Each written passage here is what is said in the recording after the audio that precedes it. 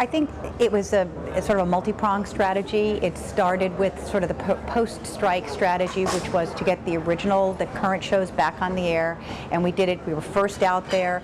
Also, I think people were really excited about the Monday night comedies coming back. They came back very strong, so we're really excited about that. We also wanted to continue that strategy into summer. I mean, also keep in mind, I mean, summer is not our sort of main schedule, but it was important that we give viewers choices, we give them something new. And then obviously going into fall, I think people are, audiences are still sort of trained to sort of look forward to fall, especially for network television. I think they want something new. They certainly want to see their favorite shows back on there. They want to see surprises. We have a number of big surprises with CSI and NCIS, but I think they're anticipating, and to build on that anticipation, a new fall schedule, which was really important. We have to still win back trust, hearts. I mean, there's still some work to do post-strike, and we're committed to that. No, we would never ask Billy to leave. I mean, he has been the heart and soul of the show for so many years. But he's also a very generous actor in that he's really sort of allowed his fellow cast members to sort of evolve and grow and step into certain leadership roles within, story to story.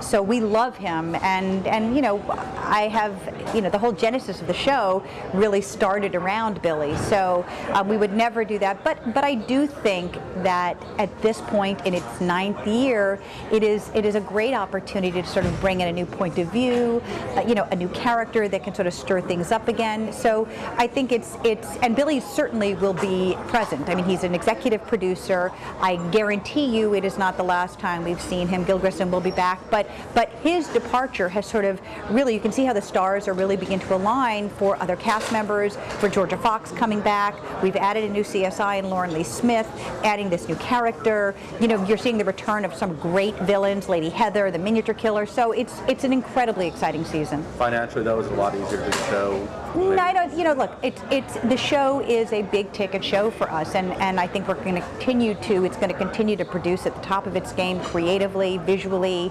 storytelling. So it's not going to have a financial impact. Well, you can never wrap up the 70s. There's so many stories there. I mean, I love the show. We've talked about it. I think it's incredibly well written, well produced. I think the acting has been extraordinary. Molly Parker is giving, I think, an amazing performance, and I think watching the arc of her character is so exciting and subtle, and yet what I love about the show is it is both subtle and seismic. I mean, you see the changes that the characters go through relative to sort of the cultural, political, and social changes of the 70s. I think it's done with tremendous skill.